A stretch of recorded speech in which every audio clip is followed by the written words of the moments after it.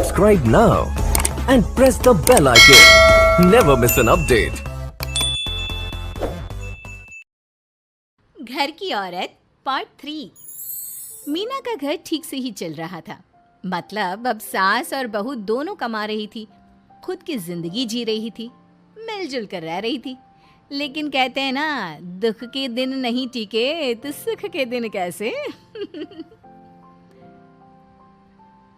अरे मंगलू, कहाँ है? कितने दिनों से गांव नहीं आया माँ की खोज खबर लेने। तभी मीना आ जाती है। अरे दादी साहब, कैसे आना हुआ? बताया नहीं, हम स्टेशन आ जाते। ये बोलते हुए मीना अपनी दादी सास के पैर छूने के लिए झुकती है कि दादी सास जोर की लात मारती है। बड़ी आई, कैसे आना हुआ? मेरे पति का मकान है ये। और तेरे बाप ने क्या दिया जो तू पूछ रही है, हैं? और ये क्या पहना है? न साड़ी न सर पर पल्लू, बात बात पर जबान खुलती है। दादी सास बोलना रोक ही नहीं रही थी।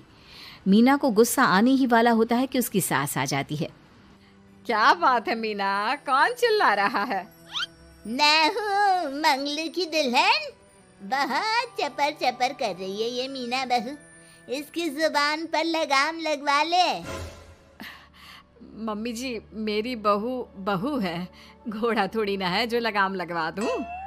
तभी वहां मंगलू यानी कि मीना का ससुर आ जाता है और मीना की सास को एक जोर का तमाचा लगा देता है। वाह, जुम्मा 2 दिन हुए नहीं कमाना शुरू किए, मेरी माँ के सामने होशियार बन रही है।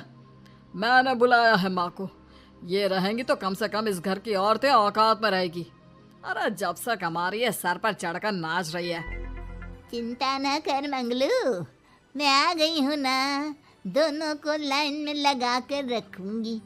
दोनों बहू ने मेरे मंगलू की जिंदगी खराब कर रखी है। तभी वहां पोता यानी कि मीना का पति आ जाता है। पोता जो कि दादी का दीवाना था। दादी मुझे क्यों नहीं बताया कि आप आने वाले हैं? मैं गांव आ जाता कार लेकर आपको लेने। अरे तू तो जानता ही है, कार में बैठ नहीं पाती।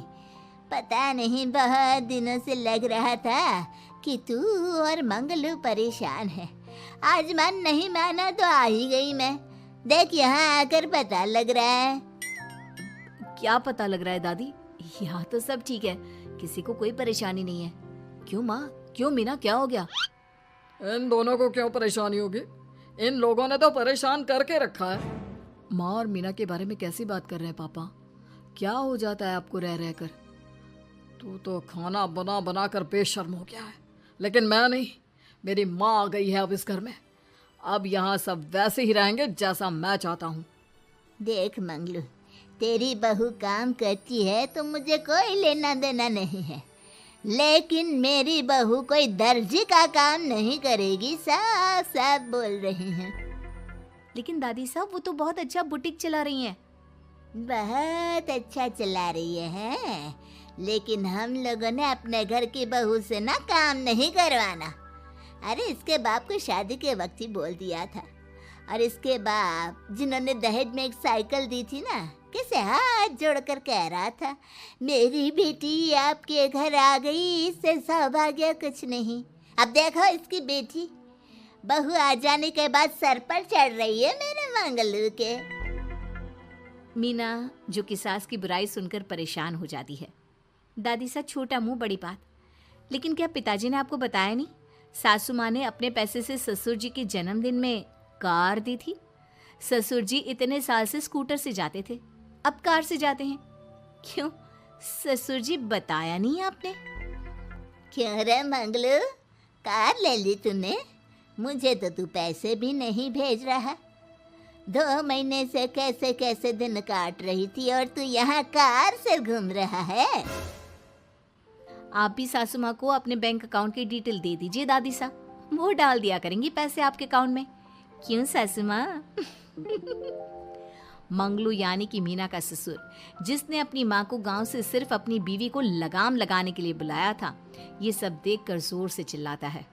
मीना बहू, चलो दादी सास आई है, यह नहीं कि खाने पीने का इंतजाम करे। अरे माँ, तू भी किन लोगों की बात में आ रही है? चल मेरे साथ मेरे कमरे में चल। ससुर अपनी माँ को लेकर कमरे में चला जाता है और दोनों बैठकर वैसे ही पंचायत शुरू कर देते हैं जैसे कोई बहू अपनी माँ से सास की बुराई कर रही हो। देख मंगलू, गलती तो तेरी ही है जो तूने घर की जनानियों को काम के लिए बाहर निकाला। दूसरे तेरे पापा को देखा था, कभी मुझसे फालतू बोलते। अरे मरते दम तक तेरा बाप मेरी मुट्ठी में रहा है, यही सिखाया था मैंने तुझे। क्या बोलूं माँ, जब से ये मीना बहू घर आई है ना, इसने घर का सारा इतिहास भूगोल बदल कर रख दिया है। उस तितली से तो मैं बाद में निपटूंगी, पहले तेरी वाली को तो ठीक कर दूं। अरे बहू क्या आ गई, खुद को टाटा अंबानी समझने लगी है। माँ देख, जो भी हो, इस बात को याद रखना कि हमारे घर की परंपरा क्या है। औरतों का औकात में रहना जरूरी है। अरे बहू के साथ मिलकर माँ ये बात उड़ती रहती है। बेटा देख, गलती तो तेरी भी है, क्यों तूने इसे काम करने की छूट दी। मारना भी कम कर दिया है तूने इसे, वरना पहले आती थी तो बहू का कोई ना कोई हिस्सा सूजा हुआ या काला ही दिखता था। देखकर तसल्ली मिलती थी कि तूने कंट्रोल कर रखा है। इस बार तो काला और सूजा छोड़, अच्छी खासी चमकती दिख रही है ये। अब क्या बताऊं माँ, गलती तो हो गई है। हाँ, वो कार देखकर पिघल गया होगा ना तू। अरे बेटा, औरतों को मुट्ठी में रखा कर। शान की साइकिल ज्यादा अच्छी कुत्ता बनकर कार चलाने से, समझा। मीना का ससुर अपनी माँ की बात को सुन रहा था। बस माँ, जो गलती हो गई मिट्टी डाल उस पर। अब बस तू ना घर पहले जैसा करके जाना। ये सब ना बहू का किया धरा है, समझी। मतलब बहू को ठीक करना है तो बहू को लगाम लगाना होगा। ठीक है। दोनों माँ बेटा बातें करके सो जाते हैं। सोने के बाद अगली सुबह मंगलू की बीवी यानी कि मीना की सास, माँ जी उठिए, ये लीजिए गर्म पानी और ये दादुन। चलिए तो याद रहा तुझे, वरना मैंने तो सोचा था कि बहू के चक्कर में पागल ही हो गई होगी बिल्कुल। अरे बहू के चक्कर में पागल होने का क्या मतलब होता है माँ जी। उसने मुझे मेरे पैरों पर खड़ा होना सिखाया है। मैं तो कहती हूँ उसके जैसी मेरी बेटी होती ना तो शायद मैं बहुत पहले जीवन का मतलब समझ चुकी होती। तो दादी सास को समझ में आ जाता है कि सारा मामला मीना पर जाकर ही ठीक होगा।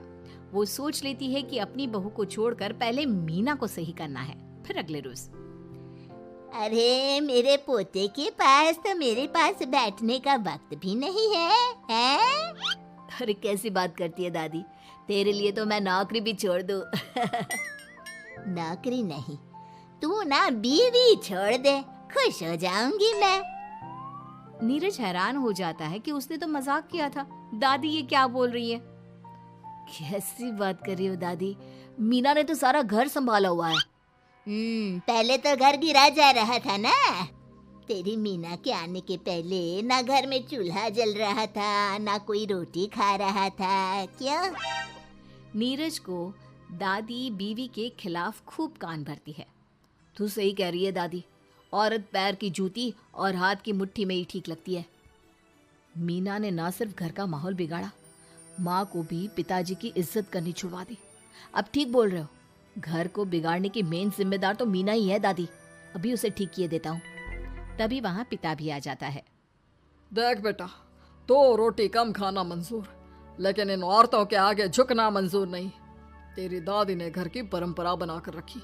मजाल कि मेरा बाप मेरी माँ के सामने कुछ कह लेता। पर पापा, एक बात पूछनी थी।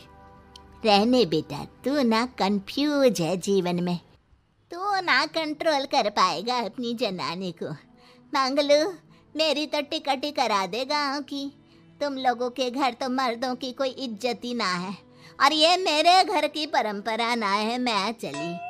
अरे ना ना दादी, मैं तो बस देख अब मैं कैसे कंट्रोल करता हूँ इसे कल।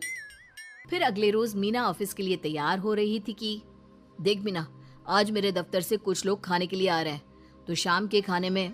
लेकिन आज तो मेरी मीटिंग है, फिर घर आने में मुझे देर हो जाएगी। तो मैं क्या करूं? बोला ना शाम को खाना बनाना है तो बनाना है, समझी। मीना को पति की बात अजीब लगती है, पर वो दादी सास के सामने कोई भी ड्रामा क्रिएट करना नहीं चाहती थी। ठीक है, मैं शाम को जल्दी आ जाऊंगी। अच्छा क्या खाना है प्लीज जल्दी से बता दीजिए। पर बेटा तू तो। बहू सास को चुप रहने का इशारा करती है, लेकिन पोते को तो लड़ना था। वो मीना पर जोर से चिल्लाता है, मीना देख ज्यादा हीरोइन मत बन। आज ऑफिस जा रही है तो जा, लेकिन सुन तुरंत रिजाइन देकर घर आ जाना। ना मुझे तेरी कमाई चाहिए ना ही तेरी नसीहत। आज से घर में वही होगा जो मैं चाहूंगा, समझी? अरे कैसे लैंग्वेज बोल रहे हो, ये तुम्हारी बोली नहीं है, कौन सिखा रहा है तुम्हें? तभी दादी सास आ जाती है। क्या बोलना चाह रही है बहू? मैं मुन्ने के कान भर रही हूँ, हैं?